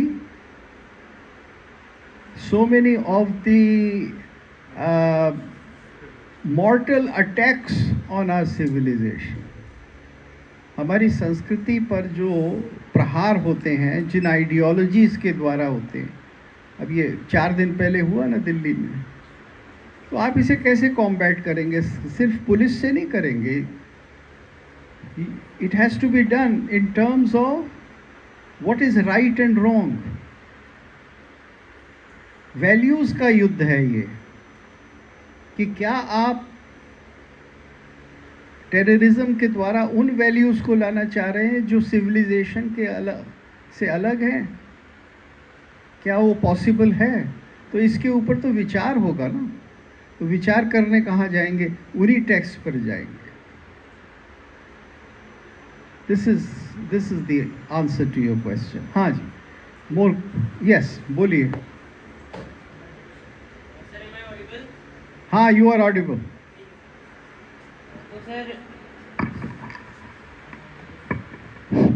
तो sir मैं performative culture के बारे में पूछना चाहूँगा आपको। पूछिए। कि जैसे अभी जो परफॉर्मेटिव कल्चर पे चल रहा है कि लोग जो भी जैसे पुराने गाने हो गए या फिर गज़लें हो गई, नज़में हो गई, वो पढ़ के अपने आप को आउटशाइन करना चाह रहे हैं आज के समाज में। या फिर जो हमारे टेक्स्ट हैं, पुराने टेक्स्ट, कि हमें पुरानी कहानियों के बारे में पता है, मैं प्रेमचंद को पढ़ता हूँ या फिर मैं इस लेखक को पढ़ता हूँ, जबकि वो पर्टिकुलरली वो पढ़ नहीं रहे हैं, बस वो दिखा रहे हैं कि मैं पढ़ता हूँ। तो क्या उसका संस्कृति पे कोई एक पॉजिटिव इम्पैक्ट आ रहा है या फिर संस्कृति पे नेगेटिव इम्पैक्ट आ रहा है? और इस पे मैं ये ऐड करना चाहूँगा कि मुझे लगता है जो कॉलोनाइजेशन पीरियड था। मैं आपका पहले ये प्रश्न ले लूँ, फिर दूसरा पूछ लेना। ठीक है सर। देखो क्या है, जो ये कहता है कि मैं पढ़ता हूँ और पढ़ता नहीं है, उसकी बात छोड़ दीजिए। बात उसकी करिए जो सचमुच जानता है, किसी को भी जाने, प्रेमचंद को जाने, तुलसीदास को जाने, शेक्सपियर को जाने, ग्योटे को जाने, एंशिएंट ग्रीक के किसी टेक्स्ट को जाने, लेकिन जानना चाहिए, पढ़ना चाहिए। बात हमें उसकी करनी चाहिए, जो पाखंड करता है उसकी तो बात ही मत करो। मैं एंशिएंट ग्रीक लिटरेचर पढ़ता हूँ, मैं शेक्सपियर पढ़ता हूँ, मैं तुलसीदास पढ़ता हूँ, मैं संस्कृत पढ़ता हूँ, मैं वेद पढ़ता हूँ, मैं श्री अरविंद पढ़ता हूँ। अब मेरी बात का वजन है, और जो ये कहे कि फला जगह ये लिखा है, उसने ऐसा कहा है, उसकी बात का कोई वजन नहीं। तो बहस आप उससे करिए जो जानता है। Don't waste time with others. उनकी ना निंदा करिए, ना उनके साथ बहस करिए, ना उनके साथ टाइम खराब करिए। अब वो वक्त चला गया। अब इसमें आपके ऊपर भी एक बर्डन है, आपको पढ़ना पड़ेगा ना। जो मैं कह रहा हूँ वो करने के लिए आपको कुछ पहले करना पड़ेगा। जैसे मेरे से कोई भी बात करता है इन विषयों पे, तो मैं कहता हूँ हाँ आइए बैठिए, let us start a dialogue, because I know what I am talking about. तो आप ये जो ये कहते हैं हमने वहाँ ऐसा लिखा है, हमने, उनकी बात छोड़ दी। चाहे वो कोई पॉलिटिकल पार्टी हो, चाहे वो कोई इंडिविजुअल हो, चाहे वो कोई सोशल सर्कल हो। हाँ, नेक्स्ट क्वेश्चन आप ही का जो दूसरा सवाल है। सर ये वाला तो मुझे समझ में आया सर, बट मैं जानना चाह रहा हूँ कि इस पे जो सोशल एस्पेक्ट है ना, कि समाज पे जो हमारा कल्चरल बिहेवियर है उस पे क्या चेंजेस आएंगे। जैसे सर एक एग्जांपल के लिए, अभी बहुत ज़्यादा प्रचलन पे है कि जो नए बच्चे होंगे उनका नाम संस्कृत के किसी शब्दों पे रखा जाए। किसके हिसाब? संस्कृत शब्दों पर रखा जाए, पर सर वो संस्कृत वोकैबुलरी पे नहीं होते हैं वो शब्द, वो बस बनाए गए होते हैं कि परफॉर्मेटिव अगेन। तो सर उसका एक पॉजिटिव इम्पैक्ट है समाज पे या फिर एक नेगेटिव इम्पैक्ट है? बिल्कुल नेगेटिव इम्पैक्ट है, क्योंकि वो पाखंड है। देखिए, आप परफॉर्मेटिव शब्द का प्रयोग थोड़ा सही नहीं कर रहे। परफॉर्मेटिव का मतलब होता है जो प्रदर्शन से, कलात्मक प्रदर्शन से संबंधित हो। आप परफॉर्मेटिव का मतलब लगा रहे हैं जस्ट टू शो ऑफ, कि भाई वो संस्कृत का है नहीं, लेकिन आपने उसको ऐसी शक्ल दे दी कि जैसे वो एक संस्कृत का शब्द हो। तो ऐसा तो आपको किसी भाषा के साथ नहीं करना चाहिए। You should be authentic and not fashionable. आजकल मैं देख रहा हूँ ये एक बीमारी है, आप बिल्कुल सही कह रहे हैं। ये बीमारी बहुत व्याप्त हो गई है कि लोग या तो शब्द का अर्थ ही नहीं समझते। जैसे बहुत साल पहले एक बच्चा मेरे घर आया, मैंने पूछा बेटे तुम्हारा क्या नाम है? तो उसकी मम्मी ने कहा इसका नाम है तुषार। तो मैंने कहा अच्छा, तुषार का मतलब क्या होता है? तो उन्होंने कहा मुझे पता नहीं, बस सुनने में बड़ा अच्छा लगा। तो मैंने कहा तुषार का मतलब तो वो जो पाला पड़ता है ना रात को, जिससे फूल कुमलाए जाते हैं, वो होता है। अब आप सोच लीजिए बच्चे का नाम आप क्यों रख रही हैं? तो बिना जाने सही शब्द का भी प्रयोग गलत है, और अगर उसको तोड़ मरोड़ कर दिया तो बहुत गलत है। किसी भी भाषा का शब्द रखिए आप, देश की विदेश की, it should have a meaning and you should know the meaning, because the name has a profound effect upon your life. यथा नाम तथा गुण होना चाहिए, होता नहीं है। अमर सिंह भी मर जाते हैं, लेकिन जितने दिन जिंदा रहते हैं उतने दिन उनमें अमरत्व का भाव अगर आए, तो इसलिए नाम रखा जाता है। हाँ जी, हाँ बोलिए प्लीज़। मेरा नाम कनक नंदिनी है, मैं रामजस के संस्कृत विभाग की छात्रा हूँ। बिल्कुल। आजकल मैंने एक चीज़ देखी है कि लोग ज़्यादातर वीगन बनना चाह रहे हैं। उनको ये फ़र्क नहीं पड़ता, उनको सात्विक तामसिक कुछ नहीं पता, लेकिन उनको वीगन बनना है, उनको दूध का सामान छोड़ना है, क्योंकि गाय जो होती है ना उनके बच्चों के लिए उनका दूध बना होता है, तो उनको दूध का सामान नहीं लेना, लेकिन वो लहसुन प्याज को मतलब सात्विक भोजन में ही रखते हैं। उनका कहना होता है कि लहसुन प्याज खाए ना खाए फ़र्क नहीं पड़ता, तामसिक और सात्विक ऐसा कुछ भोजन नहीं होता, लेकिन उनको वीगन बनना है। तो वीगन होना सही है या नहीं, आप बता सकते हैं? वीगन हाँ, मैं समझ गया। जो एक देखिए, ये क्या है कि ये बड़े इस तरह के, क्या कहें इसको, हिंदी में एक शब्द है चोचले। तो ये लोग चोचले पाल लेते कि मैं वीगन बन गया, मैं शाकाहारी बन गया, मैं मसल डेवलप करने के लिए मैं इस डाइट पे चला गया। तो ये इस तरह के फैशनेबल मोड्स और कल्ट्स जो हैं हर समाज में हर समय रहते हैं। ये कोई सीरियस नहीं होते, इनके ऊपर आप इतना ध्यान मत दीजिए। ध्यान देने की बातें अलग हैं। ध्यान देने की बात यह है कि क्या आप एक जीवन में संकल्प करेंगे जिसमें आप दूसरों के लिए भी जिएंगे और अपने लिए भी जिएंगे, या फिर आप ये संकल्प करेंगे कि मैं सिर्फ अपने लिए जीऊं। ये सबसे इम्पोर्टेंट है। अगर आप हमारी संस्कृति को देखें भारत की, तो उसमें सबसे महत्व क्या है, सबसे महत्वपूर्ण आदर्श क्या रखा गया है? उसमें है महत्वपूर्ण आदर्श देना, आदमी के, मनुष्यों के लिए देना। देने का मतलब ये है कि आप जो मनुष्य या स्वयं आपके परिवार का नहीं है उसे देंगे, तो आप अपने पड़ोसी को भी देंगे, आप देवताओं के लिए भी कुछ देंगे, उपासना करेंगे, प्रार्थना करेंगे, आप पशु पक्षियों के लिए भी कुछ देंगे,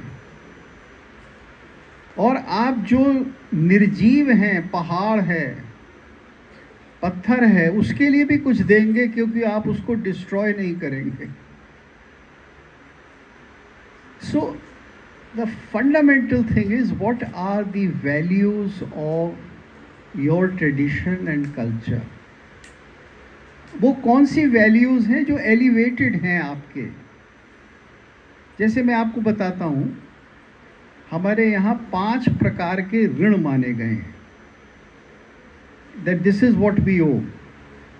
तो ब्रह्म ऋण है, यानी नॉलेज का, उसको गुरु ऋण भी कह देते हैं लोग, कि मैंने कहीं से कुछ सीखा है,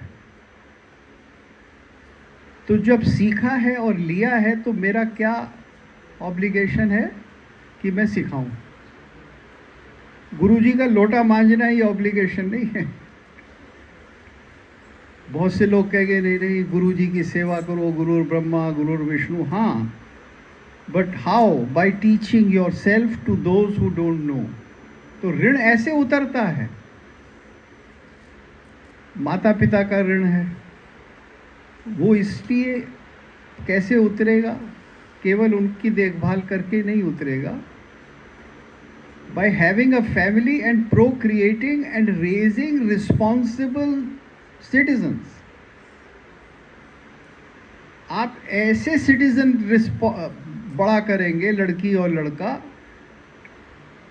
जो सही रास्ते चलते हों, जो धार्मिक हो। धार्मिक से मतलब है those who make the right choices in life, those who are not harmful to the society. तो ये तो 2 मेजर वैल्यूज हैं। गुरु ऋण जिसको कहा गया, पितृ ऋण जिसको कहा गया, उसमें मातृ ऋण, पितृ ऋण, ये सब आ जाता है।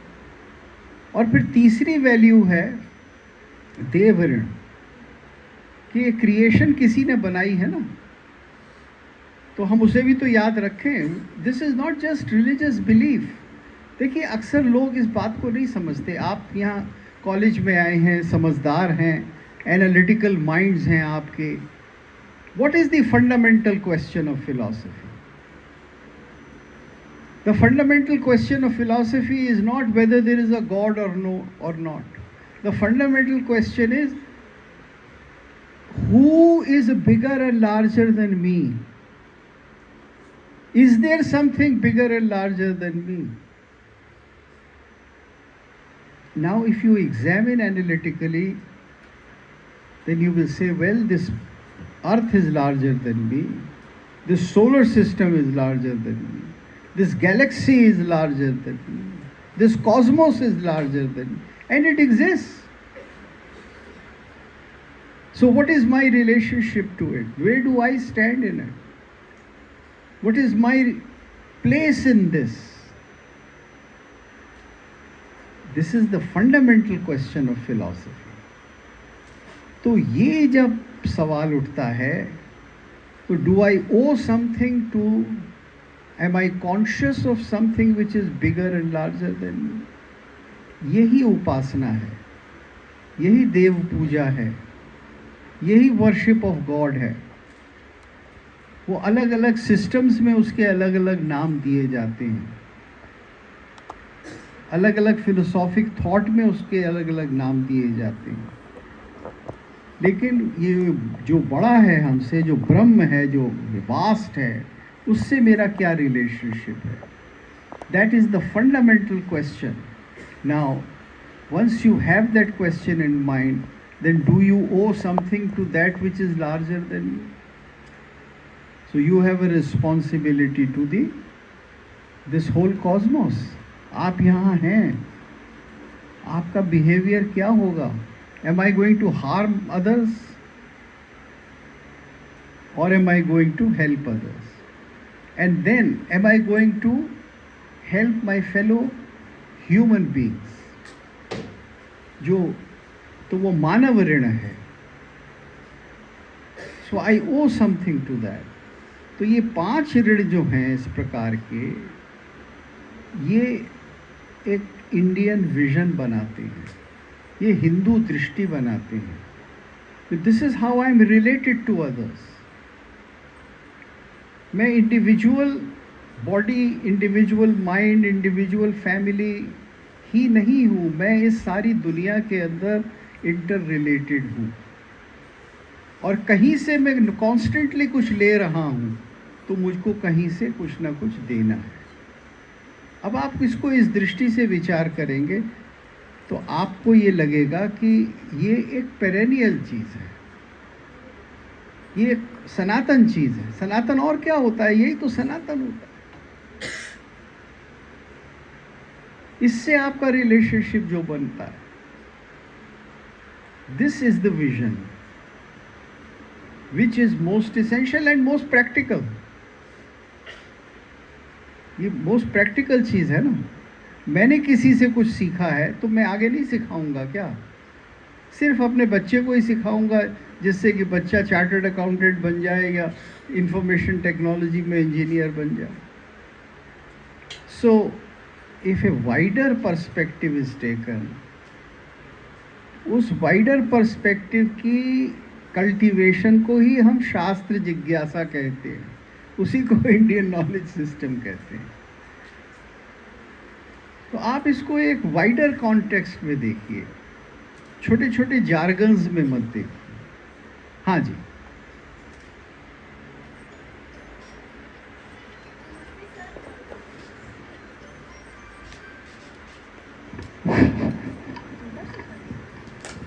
नमस्ते सर, पहला तो आपको बहुत बहुत धन्यवाद कि आपने इतना ज्ञानवर्धन किया. मतलब मुझे काफ़ी चीज़ें सीखने को मिली.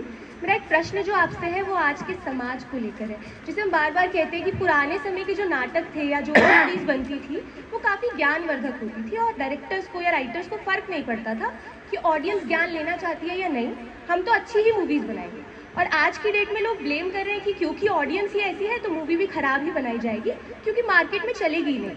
तो आप मुझे बताइए इसमें दोष किसका है? इसमें दोष क्या ऑडियंस का है या दोष जो है वो डायरेक्टर क्योंकि पूंजीपति हो गए अपने फ़ायदे के बारे में सोच रहे हैं उनका है? बस मैं इस पर थोड़ा क्लैरिटी चाहती हूँ, मेरे दिमाग में थोड़ी कन्फ्यूजन है.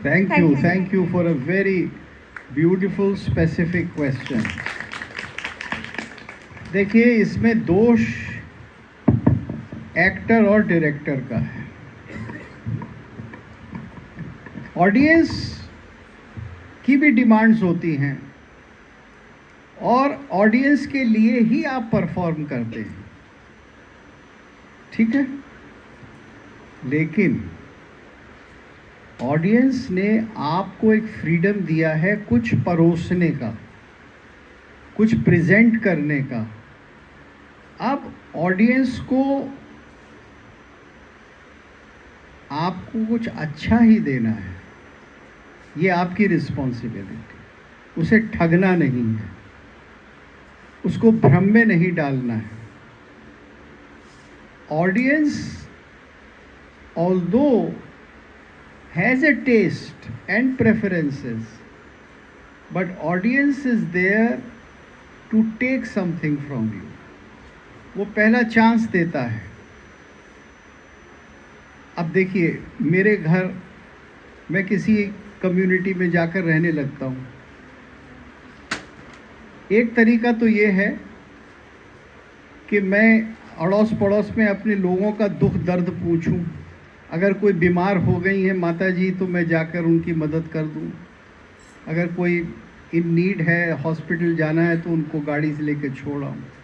एक तरीका और है पॉपुलर बनने का कि मैं हर दिवाली पे लोगों से कहूँ, आओ बैठो भैया ताश खेलेंगे, और उस हर दिवाली पे मैं 1 लाख रुपया हार जाऊँ और जो भी मेरे घर ताश खेलने आए वो 10-10 हज़ार रुपया लेके चला जाए और लोग कहे, अरे वाह, क्या गुप्ता जी के क्या कहने, कितने बड़े आदमी। तो रिश्वत देकर भी आप पॉपुलर बन सकते, लेकिन आपने किया क्या? आपने सचमुच दिया कुछ नहीं, आपने एक फॉल्स प्रसिद्धि ली, आपने मुझे ठगा। तो परफॉर्मिंग वर्ल्ड में ये अक्सर होता है और अनफॉर्चुनेटली अब पिछले 20-25 साल में दुनिया भर में ये हो रहा है। You pander to the lowest taste और to the lowest requirements of the audience. इसलिए आप सेक्स और वायलेंस को इतना दिखाते हैं कि लोग उसी के अंदर फंसे रहते हैं और मोर एंड मोर डिमांड करते हैं। तो जैसे लोगों को एक नशे की आदत हो जाती है, अफीम खाने की या दारू पीने की, ऐसे ही आज की दुनिया में परफॉर्मर्स ने अपने ऑडियंस को बना दिया है। This results in very aggressive and violent societies. तो वो हो रहा है। 4-5 युद्ध तो चल ही रहे हैं पिछले कई सालों से। वर्ल्ड वॉर 3 ना हो रही हो, लेकिन कांस्टेंट ब्लीडिंग वर्ल्ड वॉर हो रही है। So it is a great responsibility of the performer to say things which will make the life better, which may not be very good to hear, लेकिन आप उसको कहेंगे ऐसे ढंग से कि होगी वो शिक्षा। देखिए, परफॉर्मेंस में, नाटक में और उपदेश में क्या फ़र्क है? उपदेश तो कहता है ऐसा करो, ये सारे काम छोड़कर ये काम करो, इससे सेहत बनेगी, एक उपदेश है। लेकिन नाटक क्या करता है, वो आपके सामने एक कैरेक्टर दिखाता है, जिस कैरेक्टर ने कुछ ऐसा किया जो बहुत ही अद्भुत है। You know, in English what is the word for नायक के लिए अंग्रेजी में हम क्या शब्द का इस्तेमाल करते हैं? हीरो। और हिंदी, संस्कृत इत्यादि में हम कहते हैं नायक। ठीक है? किसी कुछ संस्कृत लिटरेचर पढ़ने वाले हैं यहाँ पर? आपके थी एक छात्रा थी यहाँ, संस्कृत पढ़ती हैं, तो उसमें नाटक में नायक होता है। तो नायक जो है वो अबव एवरेज होता है, हमारे जैसा होता है, बहुत ऊंचा नहीं होता, देवता नहीं होता, ब्रह्मा नहीं होता, मनुष्य होता है। लेकिन ऊंचा, presenting something which is higher than us, वो एग्जाम्पल से आपको दिखाता है, उपदेश से नहीं दिखाता कि मेरे जैसे बनूं, वो करके दिखाता है। तो जब आप उसका चरित्र देखते हैं तब आप में एक अट्रैक्शन पैदा होता है, और फिर आप उसका नाम भी लेते हैं, फिर आप उसके बारे में कहते भी हैं। इसी तरह से खलनायक के बारे में भी कहते हैं। कोई आपको बहुत सताता है तो आप कह देते हैं तू तो रावण है। So all these characters of literature are part of our daily consciousness. ये परफॉर्मेंस और परफॉर्मर का एक उत्तरदायित्व है।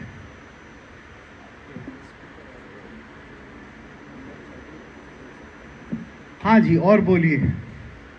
हाँ बोलिए प्लीज। सुप्रभात और नमस्ते सर, मेरा नाम वैभव पुरी है, मैं रामदास कॉलेज का छात्र हूँ जी सर। इंडियन नॉलेज सिस्टम्स को मेजॉरिटी दो चीज़ों पे क्रिटिसाइज किया जाता है आजकल क्या मतलब, शुरू से वर्णा सिस्टम और वुमेन का रोल।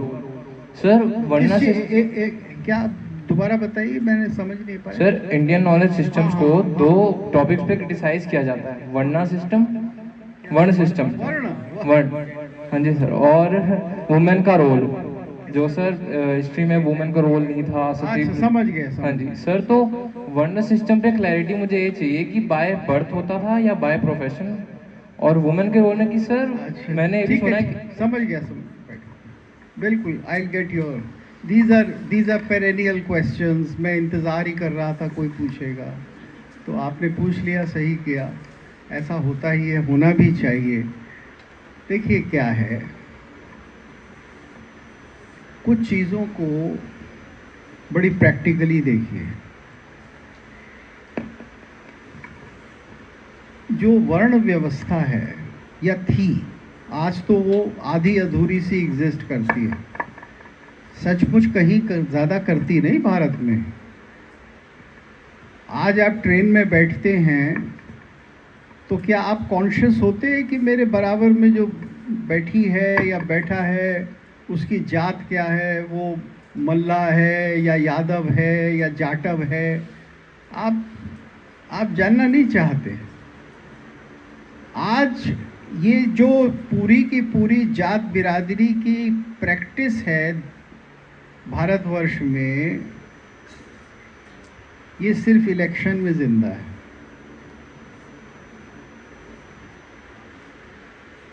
आज तो शादी विवाह भी इसके बेसिस पर नहीं होते। बहुत बदल गया ज़माना। और ऐसा नहीं है पढ़े लिखे शहर के बच्चों में बदला है, गांव-गांव में बदल गया। दिल्ली के अंदर हज़ारों झोंकी झोंपड़ी है, उसके अंदर जो गरीब लोग आते हैं अलग अलग देश के हिस्से से, उसमें वो आपस में विवाह करते हैं, बंगाली मराठी से और अपनी इस जाति के उस जाति से। तो ये भारत के समाज में व्यवस्था बदल चुकी है। ये व्यवस्था कहाँ है? टेलीविज़न पर जब इलेक्शन हो रहा है। जैसे आप 15 दिन से सुन ही रहे होंगे कि बिहार में कौन सी कॉन्स्टिट्यूएंसी में किसके वोट अधिक हैं और कौन कैंडिडेट खड़ा करेगा। तो ये तो है, देखिए, प्रेजेंट डे रियलिटी ऑफ वर्ण व्यवस्था। कि वर्ण व्यवस्था भारत में जो 50 साल पहले थी वो आज नहीं है, और जहाँ है वो मैन्युफैक्चर्ड है फॉर पॉलिटिकल पर्पसेस। अब सवाल उठता है कि प्राचीन काल में क्या थी। कोई भी सोसाइटी एक ऑर्डर और हायरार्की के बिना नहीं रहती है। उसमें कुछ क्लास होता है जो अपर क्लास होता है, जो मोर डोमिनेंट होता है, और वो क्लास अपने किसी टेक्नोलॉजी या मनी पावर या स्किल के द्वारा अपना स्थान रखता है।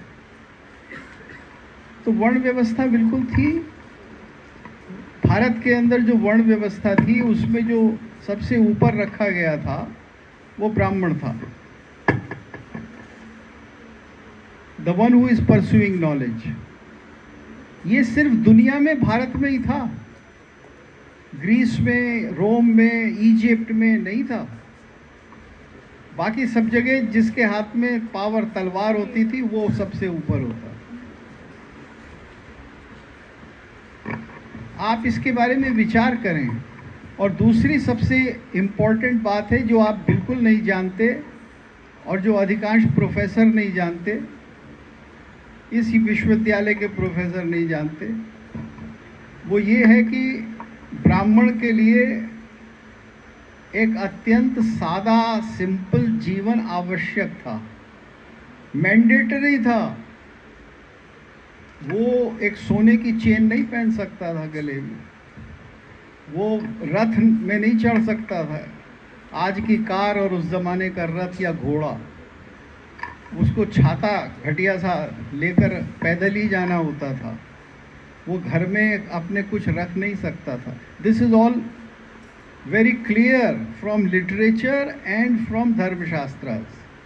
इसके बारे में मेरे बहुत सारे वीडियोस हैं। मेरी एक यूट्यूब चैनल है मेरे नाम से, भरत गुप्त के नाम से यूट्यूब चैनल, उसके ऊपर 365 वीडियोस हैं, amounting to 500 hours in English and Hindi.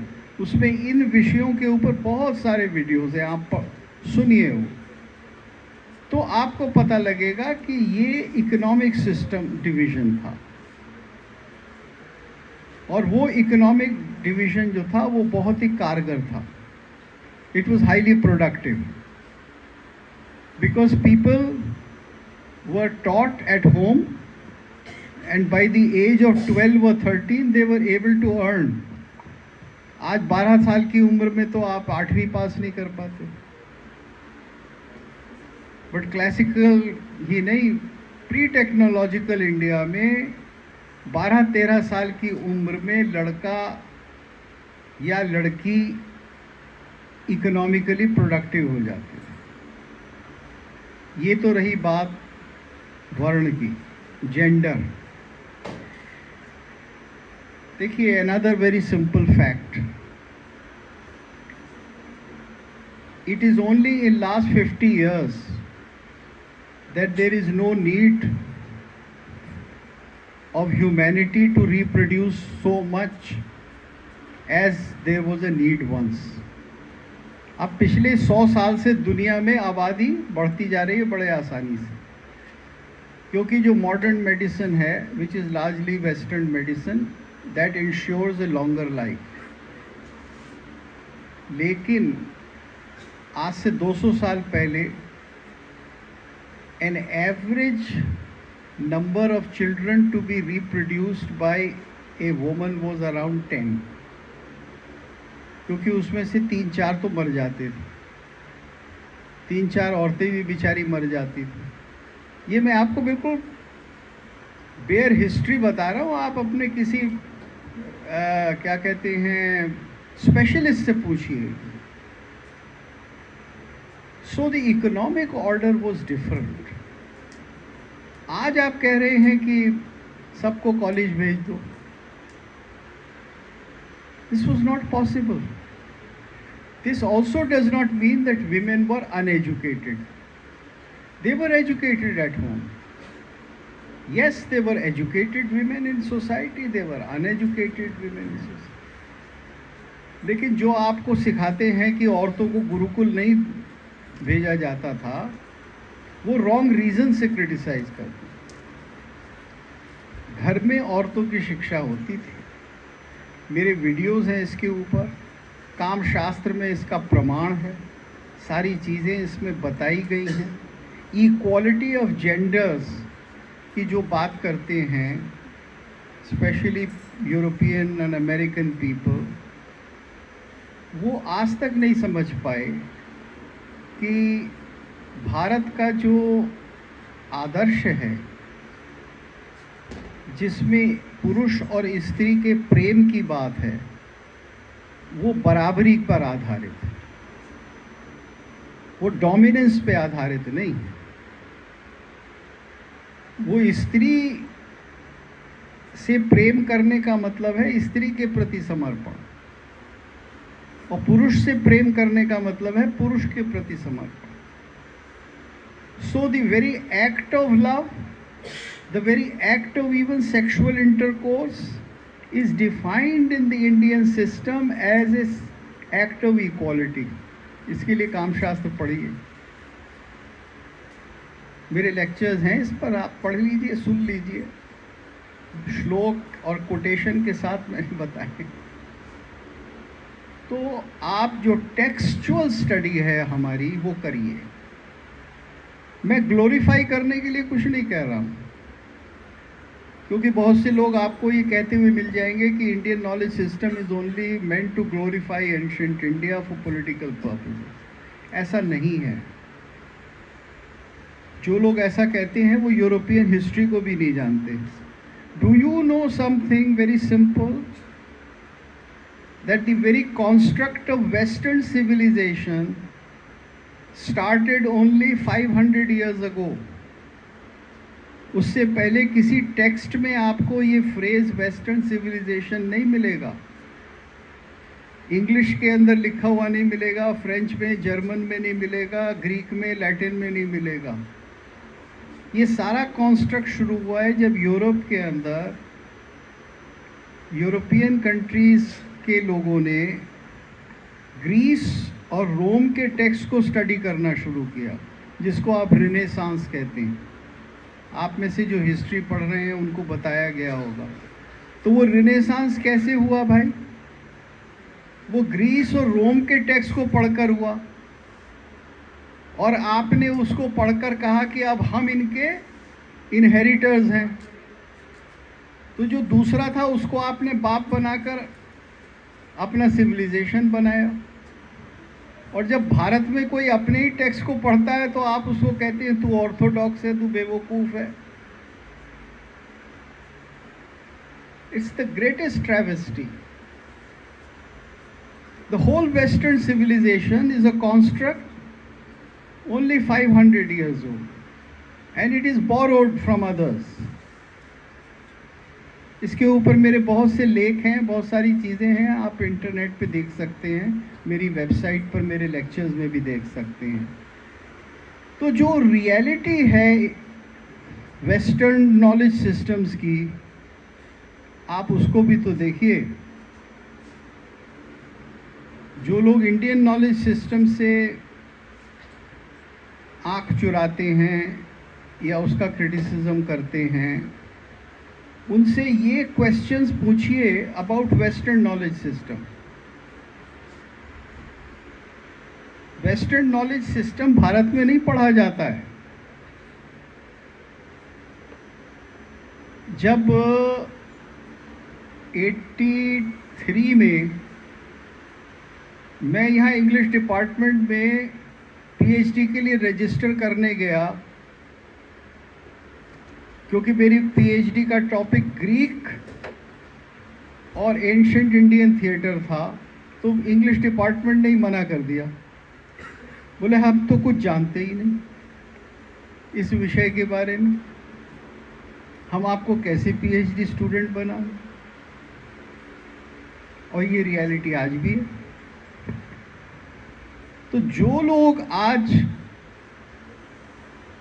करता धरता बने हुए हैं वेस्टर्न नॉलेज सिस्टम्स के इंडिया में, वो वेस्टर्न नॉलेज सिस्टम्स को ही नहीं जानते भाई. वो उसी से शून्य है. आपका काम है कि आप हर नॉलेज सिस्टम को समझें और पढ़ें. क्लासिक्स पढ़िए, भारत के क्लासिक्स पढ़िए, यूरोप के क्लासिक्स, यूरोप के तो क्लासिक्स है ही नहीं, शेक्सपियर के पीछे कुछ है ही नहीं. ग्रीस के पढ़िए, रोम के पढ़िए, चाइना के पढ़िए,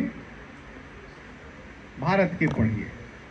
क्लासिक्स का मतलब ही वो होता है कि वो ग्रंथ जो हजारों साल से जिंदा है, चाहे किसी भाषा में हो, चाहे किसी दर्शन के हों, चाहे किसी सो कॉल्ड धार्मिक डिनोमिनेशन के.